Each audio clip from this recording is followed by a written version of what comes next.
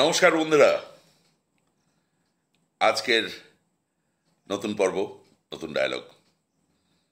আজকে সারা ভারতবর্ষে সবচাইতে বড় উৎসব গেল, গণতন্ত্রের উৎসব। লোকসভা ভোট গেল।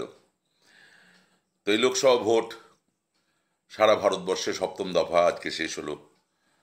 আজকে আমাদের কলকাতাতেও ভোট হলো, আমিও ভোট দিয়ে এলাম। গণতন্ত্রের উৎসব, তো ভোটের গরম হওয়া। তো আজকে ইচ্ছে আছে ভোট নিয়ে, ভোটের উপরে আমার একটা গরম ডায়লগ আছে। ছবির নাম ঘাতক। তো সেই ঘাতক ছবির ডায়লগটা আজকে আপনাদের শোনাবো। এই ঘাতক ডায়লগটা শোনানোর আগে ছোট্ট করে বলি, এটা খুব মজার গল্প আছে, অনেক বড় গল্প, কিন্তু খুব ছোট করে বলি যে এই ছবিটা 2006 সালে আমরা শুটিং করেছিলাম রামোজি ফিল্ম সিটিতে। পুরো ছবিটাই রামোজি ফিল্ম সিটিতে হয়েছিল।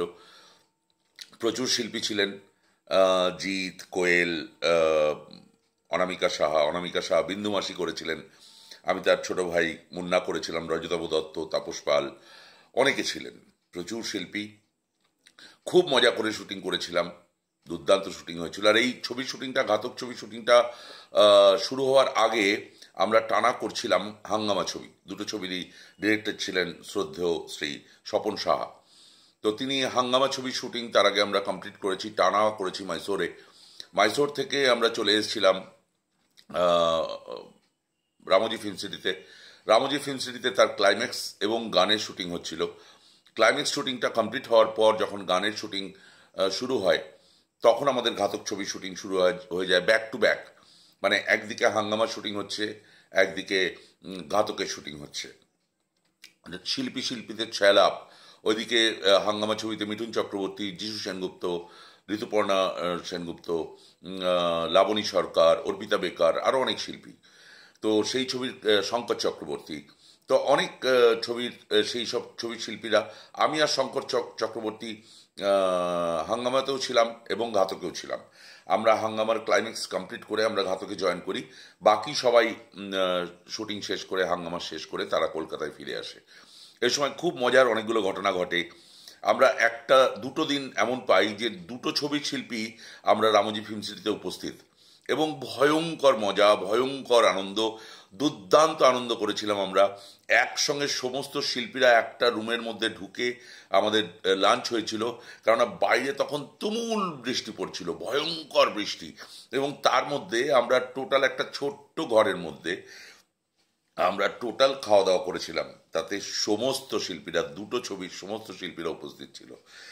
তো এবং সেই আনন্দ, সেই মজা, তার অনেক ছোট ছোট খুঁটিনাটি মনে পড়ছে, নস্টালজিয়া। কিন্তু সেই সমস্ত বলতে গেলে প্রায় 1-1.5 ঘন্টা লেগে যাবে, সেই সমস্ত মজা বলতে গেলে। তো এতটা সময় নেই, ডায়লগ বলি। ছবির নাম ঘাতক। তাতে আমি মুন্না বলে একটা ছবি ক্যারেক্টার করেছিলাম, এবং বিন্দু মাসি খুব, অনামিকা সাহা করেছিলেন, খুব সুপারহিট একটা ক্যারেক্টার। সারা পশ্চিমবাংলায় সবাই বিন্দু মাসিকে চেনেন, বিন্দু মাসি ক্যারেক্টার জানেন। তো ডায়লগটা বলি।